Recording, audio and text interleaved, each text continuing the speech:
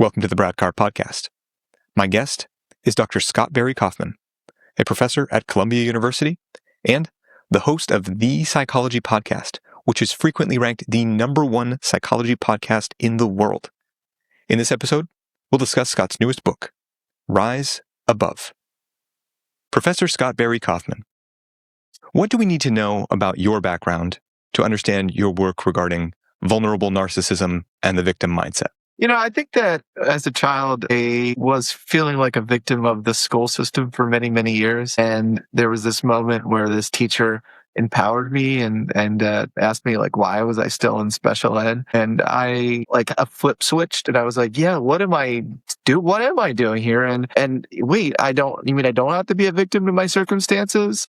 I'm allowed to rise above. I think literally rise above, but I'm allowed to be who I want to be. And that moment really changed my life. And I started studying this stuff scientifically. I started studying multiple narcissism and all the mindsets and things that can really hold you back from your self-actualization. And, they say all research is research anyways, but my own personal experiences made me realize that we all can fall prey to this victim mindset at various points in our lives. And it's a very normal human thing. Yeah. What do you think is the connection between narcissism specifically and a victim mindset? Well, there's different flavors of narcissism, and we're all narcissists to a certain degree. It's a spectrum, and I like to view it as a personality trait, not as a psychopathology. So I should first of all say that. And within that personality continuum, there's the grandiose continuum, which is I'm superior to everyone, and I deserve special privileges because I'm so superior. And then there's the vulnerable flavor, which is I deserve special treatment because I've suffered more than everyone else. And that takes a different flavor. It's not like I'm the greatest. It's, I'm deserving because I'm the worst in a way. It's very paradoxical. How do those both relate to self-esteem? It seems that narcissism is a self-esteem related issue. I can understand self-esteem with the grandiose narcissism, but maybe how does it work with that sort of vulnerable victim sensation? Well, healthy self-esteem is a great thing to have. And that is just saying I'm enough. I'm worthy as I am. Narcissism is I'm the best and I'm superior. I'm superior to others. So there's a difference between I'm worthy and I'm superior, don't you think? Yes, yeah. So are you saying that then it's both forms of narcissism are about being superior rather than worthy? No. Vulnerable is, I see what you're saying. No, vulnerable tends to be related to low self-esteem. So it's low self-esteem, but narcissism in general is low self-esteem in a way. It's a self-esteem problem and sort of a compensation. I mean, it depends on the flavor. Like with grandiose narcissism, there's very high self-esteem. I wouldn't say it's a problem with regulating self-esteem where you have to feel good all the time and have to protect yourself, your self-image, like it's a fort in some way. You need constant praise or validation. But there's nothing wrong with self-esteem. It's the pursuit of self-esteem where we get in trouble.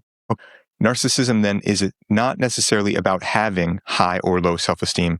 It's about a constant need for self-esteem. And then to use a quote from your book, you had Roy Baumeister, and it says, quote, "Narcissism is an addiction to the feeling of self-esteem."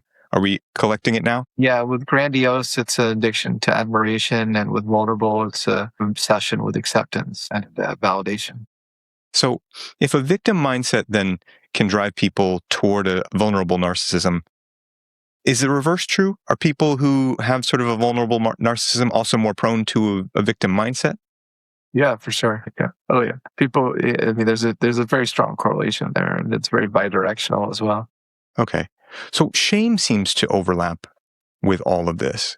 How is that related to self-esteem in these topics? The grandiose narcissists don't have much shame, but vulnerable narcissism, yeah. There's a very tight link between vulnerable narcissism and shame. It's really a shame of standing out, of saying that you're grandiose. Grandiose narcissists have no shame in a sense, are so proud of being superior or thinking they're superior. They'll tell anyone who'll listen. Think Kanye West. I mean, does Kanye West have shame? Do you think he has a lot of shame? I don't know. But then vulnerable narcissism is all about shame. They have it all in their head, but they also have the neuroticism. And the neuroticism personality trait is what causes the consciousness, the conscience. So in your book, you also had a study where you cited that people felt shame when they had been doing some sort of task, something like maybe making change at a cash register, but then the video could be shown to make it look like they were stealing. They hadn't done anything wrong, but they could be presented as such. So what's this sort of how others perceive us element of shame? I think a lot of people are not going to have shame if they're just alone in their room doing naughty things. It's the fact that it's social condemnation. That is what, I mean, shame is a very social emotion because we're a very social species. I mean, we're obsessed with that, with belonging and acceptance. And that's where so many of these problems stem from. What do you mean? These problems stem from being social? Psychopaths don't have these issues.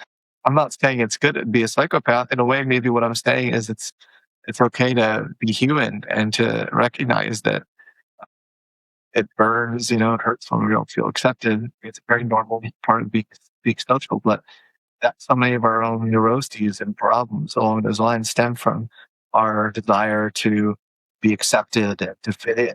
There's a book called The Gift of Not Belonging, which I really like that book title.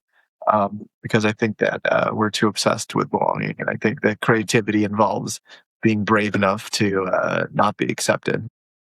How has that worked for you? That's worked for me. The tone of that question was hilarious. How's that working for you, Scott? The fact you don't give a fuck. I don't know. It's. I mean, I love dancing to the tune of a different drummer. I think it's a great thing. I encourage more people to do it in a non-psychopathic way. Yeah, how do you find that non-psychopathic way? How do you thread that space? I mean, you can be kind and caring about your impact on others while still being yourself and realizing the fullest essence of your being or your greatest potential. I mean, they're not contradictions at all. So, knowing that some of us are still going to be sensitive to shame, how do you think people can deal with things like having other people say things behind your back? That's a tough one. That really bothers people when they find out that other people are talking negatively about them behind their back. Yeah. There's this really deep evolutionary shit going on there with a small band in the savannah. You have to realize we're not in the savannah desert anymore. The implications that our bodies, which evolved during that period, it's, we're being told, through our emotional system that this is life-threatening. This has life-threatening consequences. The fact that people are talking negatively about you because in small bands back in the day, there were big consequences. So we evolved that alert signal, but you have to remind yourself that it's a big world. Also ask yourself, as I do with my clients, okay, these people don't seem to really like you that much. Do you even like them? So you're allowed to have a two-way street. So many people get so hung up on, well, they don't like me. They don't like me. It has been almost a 99%, well, almost almost one-to-one in my life. Every situation I've had where someone seemed to, I rubbed them the wrong way or they didn't seem to be very friendly towards me, where I didn't really care for them, if I'm being honest.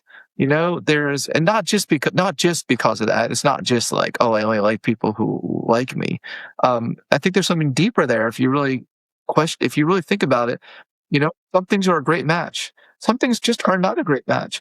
Be able to have the surrendering, that could be my next book. To be able to just surrender to the fact that some things are just not going to be a good match for you in this universe, and to be able to let that go and move on with your life, continuing being yourself, that's one of the greatest things you can do from a self-actualization perspective. Yeah. There's another book that you mentioned in your book called The Courage to Be Disliked. And I'm going to kind of paraphrase it, but they say something like, the greatest freedom is the courage to move forward with your goals without fearing what others think. So I said yes prematurely. We were finished. But yeah, I love that book. Have you read it? I haven't, but I think it needs to be on my list, and maybe I can find the authors. Yeah, maybe it's a really good book. So still, I'm curious more about the how. What do you think somebody can do to even make this mindset shift about, we want to be liked, and then sometimes when people say things behind your back, it's to isolate you from your friends. It's to get you away from people who you really do like and care about. Yeah, that's not good. I mean, if you were coaching someone and they were having that problem, I ask about narcissism because a lot of my interviews on this show are about narcissism and really? dealing with people with narcissistic personality disorder, things like that. A lot of people who you've talked with have been on my show, Keith Campbell, for example. And so people who go through relationships with extremely narcissistic people, often get smear campaigned on the way out. So maybe their family doesn't want to talk to them anymore, or their own kids. What do you think they can do?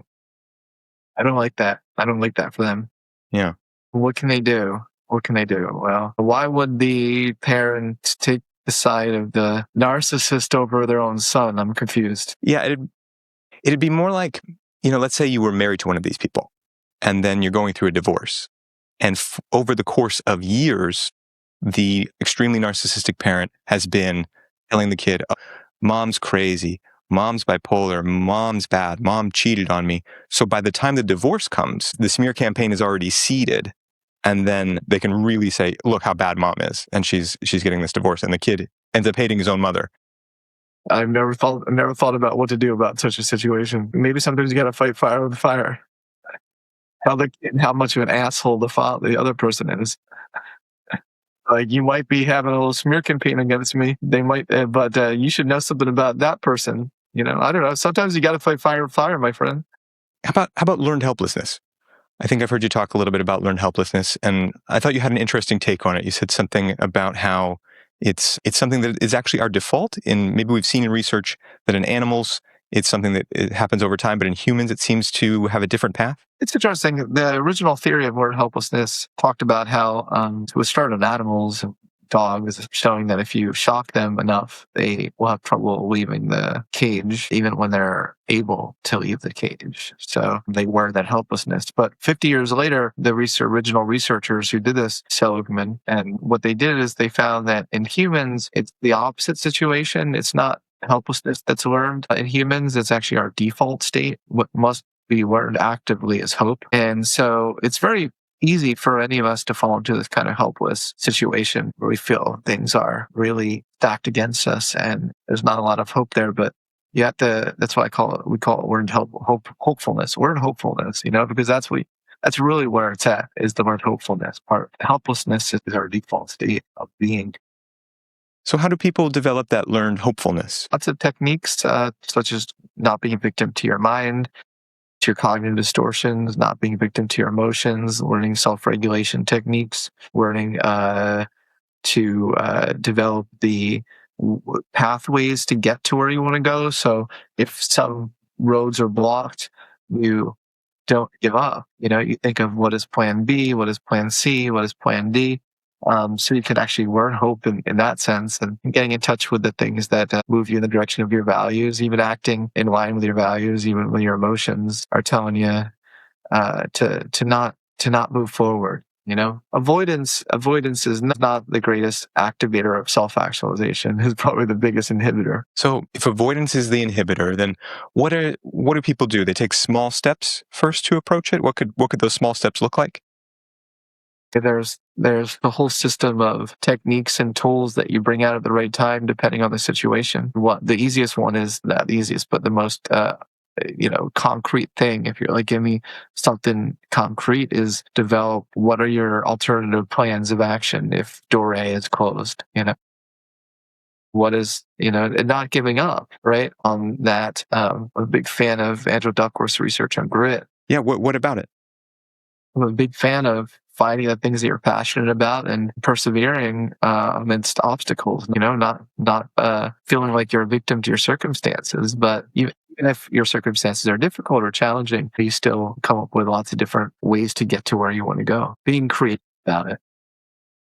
What in her research do you think is unique besides just sort of that general idea? What's deeper there? What stands out to you? Well, we worked on this paper when I was at Penn, showing the excellence equation is talent times practice. But you have to understand that it's a multiplication, talent times practice. And you can compensate for lower talent with multiplying that practice time and multiplying that engagement. It's not a plus equation. It's a multiplication equation. Now, of course, if talent is zero times anything is going to be zero. So that's true. But nevertheless, over the long haul, I think the key insight there is engagement and effort far overtake talent.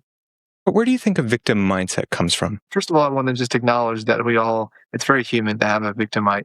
And all of us during the course of our day can fall in and out of this mindset depending on our circumstances. Maybe even like we're having a bad day and we have a very long line at Starbucks, and we start to slip into this mindset of like, oh, this line is so long, and I'm suffering more than everyone else in this line. It's what they know about my long day.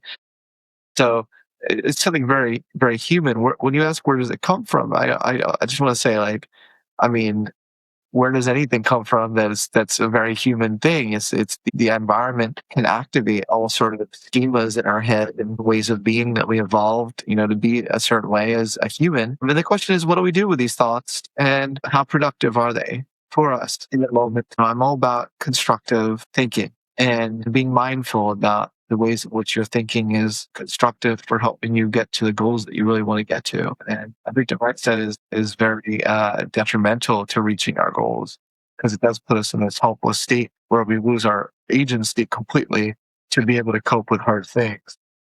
So what's the attraction? It seems for some people it gives them a sort of power, a sort of influence by playing the victim. Some people intentionally, that's an interesting issue, the issue of playing the victim. Hmm. You see that a lot with narcissism. You do see a correlation there, knowing that you can use that as a manipulation technique. We all did it as children, when we were to our parents that we were sick so that we would have to go to school. Even if we felt a little bit sick, it suddenly became, oh, mommy, I can't get out of bed today. So that impulse is real. And it's easy to slip into that and get special resources. Who doesn't want special resources? But that's not where the growth zone is. That's not really what gets us. Where is that growth zone for you? What do you think? Definitely widening your window of tolerance. That's a phrase that Dan Siegel used, the great psychologist, widening your window of tolerance. And I do fear that young people today, maybe even adults, we've stopped widening our window of tolerance, where at the very slightest thing we get so overwhelmed or so upset that we decide to never tackle it again or to engage in it again. I've recently become a professional magician and mentalist, and that's been a great opportunity for me to learn how to deal with all sorts of rejection and messing things up. And I just recommend for anyone who wants to widen their window of tolerance to take up something new that they might suck at the beginning, and keep persevering and seeing what it's like to slowly widen that window so rejection doesn't bother you so much anymore. How did you pick that? I'm curious how you pick your projects in general. You seem to have so many options and interests and such a history. How did you pick to be a magician and a mentalist? Interesting. Well, as a kid, I used to do magic for like bar mitzvahs and stuff when I was like 12, and then when I was in professor at one in 2009, my first step was getting out. I taught a course in cognitive psychology, and I would show videos of Darren Brown on influence and perception and stuff. Didn't know it was all bullshit. I admit I was taken in as like, wow, this is really the power of the mind. And then I decided during the pandemic, after seeing a show in Vegas called The Mentalist by Jerry McCambridge, I was like, wow, like it's maybe time for me to go down this rabbit hole. This is really cool. It's really, he really emotionally grabbed my heartstrings during the show. He actually called me up and did a little routine with me and to make me believe in myself more. And I was like, wow, this is really powerful stuff. Maybe like I could incorporate this into the work I'm doing. And then with me, it's called an autistic special interest area. When you find something that really excites you, that's you just go so deep into it. I went all the way down the rabbit hole to discover the deepest secrets of mentalism. And it's been a lot of fun. What's that phrase? Autistic special interest area? Exactly, that's the technical term. And what's that about? It just that's what it's called for a lot of people on the autism spectrum who they tend to have very narrow, specific, repetitive interests, but that's called their special interest area. So when I look at you from the outside, I see you as having many diverse interests. That's right. true. You're an opera major, and you're into computers, and you're a psychology professor, and you're a magician. How do you see yourself? Do you see yourself as this sort of specialized person, or both? very paradoxical. I like going really, really detailed and narrow about many, many different things. I think I'm both on the schizophrenia spectrum and the autism spectrum, and I think that's what explains me. And I think that a lot of people we don't appreciate that you can be high in both spectrums at the same time. In fact, ADHD and autism is now a common occurrence that people are starting to realize they have. It's called odd HD. You can Google it. It's a big craze right now amongst the youngsters, odd HD, but it explains a lot of people who have not been able to fully explain themselves before. You have done a lot to understand yourself. I wonder, what do you think people need to understand about themselves and their own personalities for self-actualization? Well, this is what people need to do is practice self-acceptance of their own quirky and unique traits. Everyone's trying to be like everyone else. Neurodiversity is one of the greatest things we have on this planet amongst humans. You don't really see it so clearly amongst turtles and dolphins. So, there's something very wonderful about the fact that humans can all have fundamental basic needs that we all share. We all want to have a purpose, belong, and have a creative potential realized. But the ways that we can go about it are infinite. And I just view all these sources of variation that we've put in the DSM in the past, I view them all as just sources of personality variation, not as disorders. And of course, it can look like a disorder or function as a disorder in certain context. It's all about being in the right mind at the right time. Being in the right mind at the right time? I don't think I've heard that phrase. What do you mean by that? Yeah. That's a phrase that Jim Fadiman, a friend of mine, wrote about in his book on the value of embracing your multitudes. Yeah, I mean, it's okay to have multitudes. It's okay even if your multitudes contradict each other. It's about the context. It's about having the awareness and social intelligence and um, to know when you're going to pull out one side of yourself and when you're going to pull out another side of yourself. I'm not talking about multiple personalities disorder. That's not what I'm talking about. I'm talking about just the fact that we're allowed to be whole humans, that are brimming with many potentialities. So it sounds more like being in the right sort of state of your own personality. And maybe we have many different sort of ways that we can connect with other people. Something like that? Yeah, that's one way of putting it. Okay. So what do you think makes humans more neurodiverse than turtles and dolphins? Well, human consciousness is a fascinating thing, right? Human consciousness allows us to generate so many different goals. There's no turtle that has the goal, I'm going to become skee-ball champion of the universe. The fact that we can get our self-esteem needs met through so many variety of things, and some people get their self-esteem needs met through uh, destructive means, and some people get their self-esteem needs met through starting a nonprofit for feeding the homeless, but they're still getting their self-esteem need met. The fact there's so many different flexible repertoire of things we can do to get our basic needs and our high growth needs met is just unparalleled in the animal kingdom. And Scott, for you, you have connected with so many people over the years, especially in psychology through your own podcast. And you can always, you're saying, my friend so and so, or this person I've researched with. I mean, your book is just a love letter to a lot of people who have obviously touched you through their work and things. What do you do to connect with so many people? What a great question. What do I do to connect with somebody? I mean, I really do like connection. And don't be afraid of reaching out to people. When I was an undergraduate, it's like, I'm just going to shoot the head of the Cambridge psychology department an email and see if I can work with him for a semester. Just leave Carnegie Mellon and go to Cambridge and work with him. And he was like, yeah, bro, like, sounds great. British. So he's like, oh, hello, chap. Have a gander over here and we'll see what research we could do. Yeah, it's just don't be afraid to talk to people, tell people honestly how you're feeling and what you're thinking. People, I think, value authenticity in a world where most people are not being authentic. Yeah. And you did hundreds of interviews. I mean, your podcast was often the number one psychology podcast in the world. What stood out to you over the course of that journey of talking to so many people? Yeah, I've had over 500 interviews, and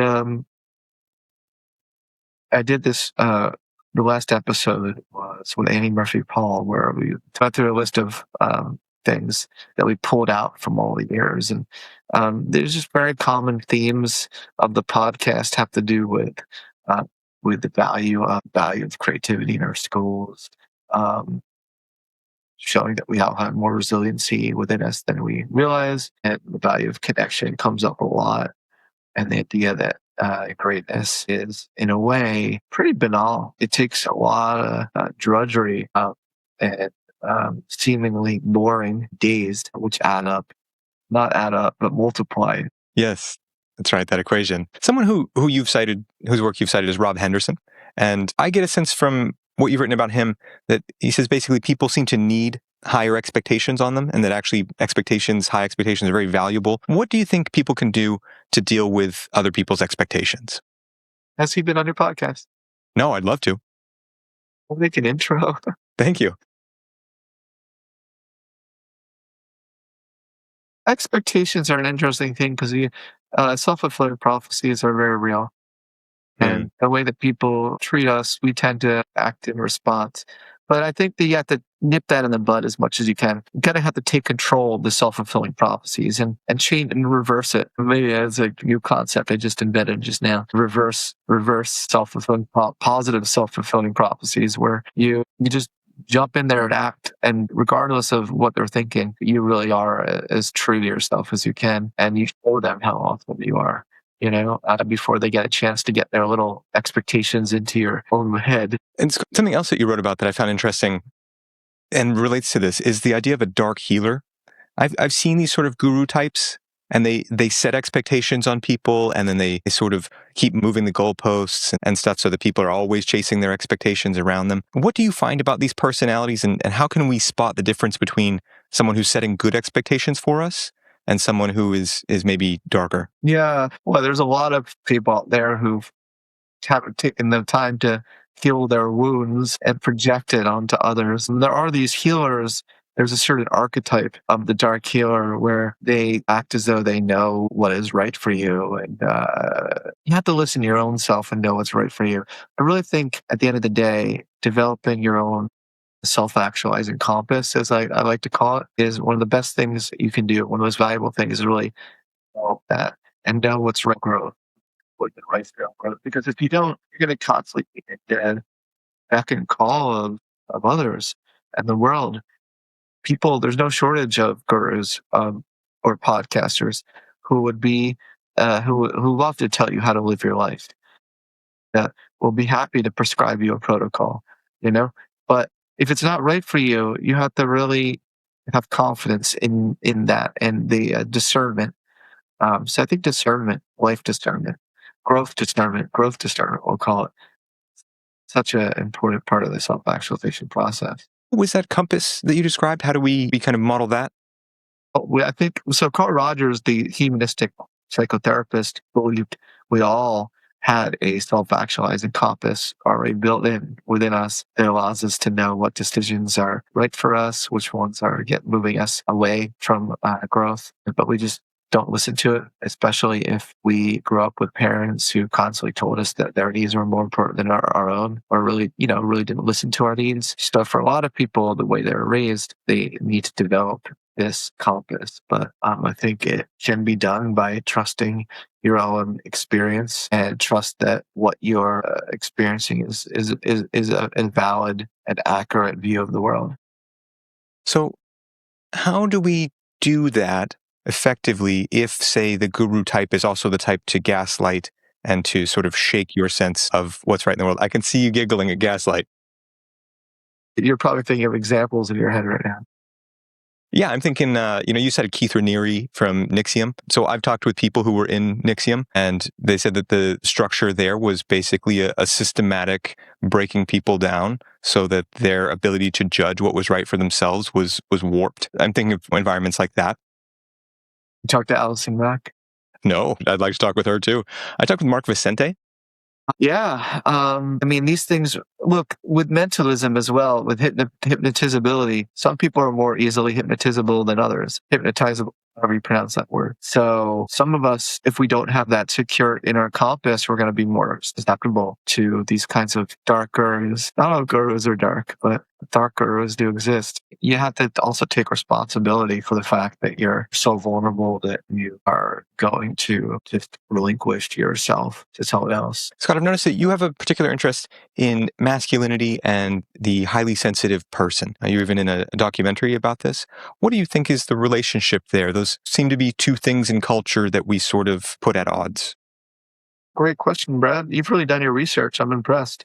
Um, we do often put the idea of masculinity at odds with sensitivity. And I think that's a shame because there's no contradiction in some stereotypical masculine traits like action oriented, taking care of the clan, hunting, there's no contradiction in all of that. And also being affected by the world and feeling things deeply. There really is no contradiction there. And in fact, I think that when these things come together and are integrated in a healthy way for a man, they can be really powerful, a powerful combination, being able to have the resiliency skills while also having the sensitivity to the world. So you are not debilitated when you're affected, but you still allow yourself to feel things deeply and to care about things deeply. I think whether or not you're whatever gender, there's 500 genders now. Did you know that? But I can't keep up. So whatever gender you are, I would say, there's a great benefit in integrating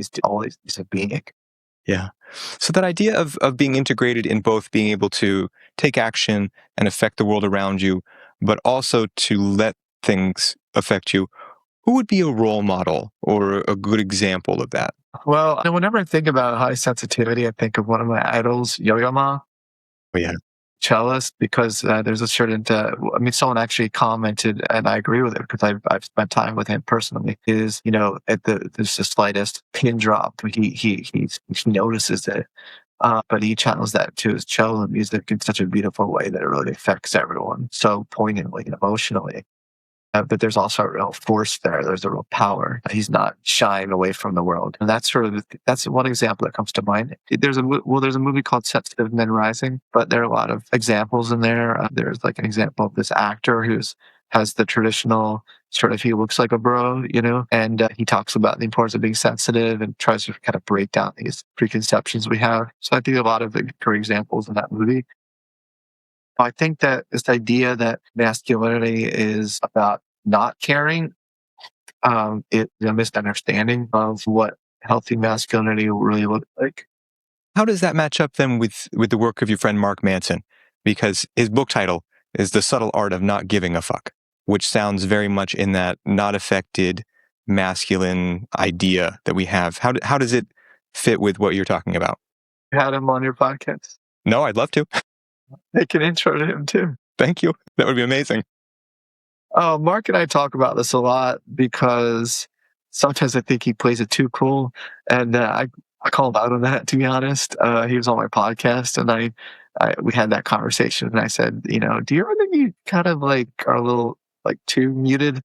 But no, I think that his message is congruent with what I'm saying, because the point of his book really is about how to care about the things that really matter the most to you and really free up time for the things. And I think that a close reading of his work suggests that's really his point. It's the subtle art of not giving a fuck about the things that you shouldn't be giving a fuck about. People think about you, just all the things you're not doing with your life, and focusing on the things that he wants to help people free up their fucks. That's what he would say.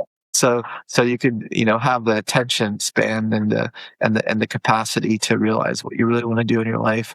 I think that's what he would say. I think he would say it's quite okay to give a fuck about some things in your life, not everything. That's why it's a subtle art. Okay. Yeah. On the topic of attention span, there's a lot of talk that social media is shaping us, changing our attention spans, maybe amplifying the victim mindset. What do you think about that? I've never thought about the connection between attention spans and a victim mindset before, ever, in the history of my thinking. So I don't know. What connection do you make between the two when you ask it? More that maybe there's this sense that if we're rapidly catching on to these ideas and things through social media, that some new sort of victimhood or some sort of new opportunity to get attention, get social media reinforcement on things would make people more expressive of a victim mindset. It seems to be that victim-type narratives trend up. I do see what you're saying now. Yeah, it's definitely the algorithm rewards it. It rewards conflict in general, dissent. That's what the algorithm rewards for sure. That's more attention grabbing. Definitely more attention grabbing. People who, there's a positive side to it. It's not all bad. I mean, people who have been victims of terrible circumstances can use social media in a way to raise awareness of a cause, and can have other people who've been through something similar be like, "Oh my God, yes, me too." I've been through that too. Not just the me too, but just in all sorts of ways. People can be like, "Oh yeah, me too." I went through that too. And so there can be a positive to it. I think the problem is when it starts to hinder our growth, where we all start coddling each other. It's so much that we're not empowering people. And I see that as a big problem, especially in the trauma space, where everything's a trauma now. Well, if everything's a trauma, nothing's a trauma, and so a lot of things are just normal, ordinary human experiences, and we pathologize them, like anxiety, apprehension, nervousness, disagreement with each other is now trauma, political disagreement. Yeah, everyone's being triggered by everyone right now. Just triggered someone by saying that everyone's triggered by being triggered. That's a high level meta triggering I just did. But anyway, it is what, it's you're seeing it everywhere. And it sure would be good if people could engage with each other as fellow humans with similar basic needs, who may see the world differently, and being able to accept that other people may see the world differently. And someone may say, well, but what if it, threatens my own, identity or my own being, the way someone sees me? And I'd be like, well, you know what, who cares? Like, why does it bother you so much that, like, are you not secure enough in your own, like, if you're secure with your own identity, then if someone doesn't like your identity, why would he fall to pieces? You know what I mean? Like, you would say, the secure person would say, oh, that's a shame they think that, because they're wrong.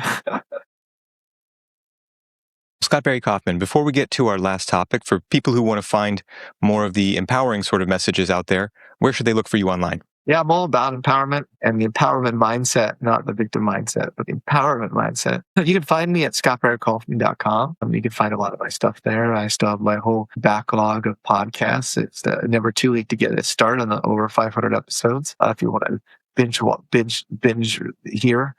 hear that. And if you want to book me for your magic show, go to theamazingdrscott.show. Right. We'll put links in the description for everyone to check out. And last of all, Scott Barry Kaufman, it seems in your book that in the first section, you're talking a lot about what this victim mindset is. And then in the second section, you're really talking about what we can do to make our lives and the world a more empowering place. What's something that we could start with today to make our lives or make the world around us a more empowered place? Big fan of gratefulness, which is an orientation toward your life, where no matter what happens, whatever it is, whatever's unfolding in the drama of your life, is something that you get to be like, wow, I get to experience this. I get to learn something from this. Everything can be fodder for becoming a better human and for having a better life. Even if something's not great right now, it's still information you can use to have a better life. So I'm all about this idea that my friend Christy Nelson developed in our book, Wake Up Grateful, which is viewing gratefulness not as something you only have gratitude for the good things in your life, but as an orientation towards your whole life. It's a beautiful note to end on. Dr. Scott Barry Kaufman, I'm grateful to you for your work and for your podcast, which has been an inspiration, and for taking this interview with me. Thank you so much. Thanks for watching my interview. To go even deeper on these ideas, you can watch my episode with Robert Greene using the link in the description or the box on the screen.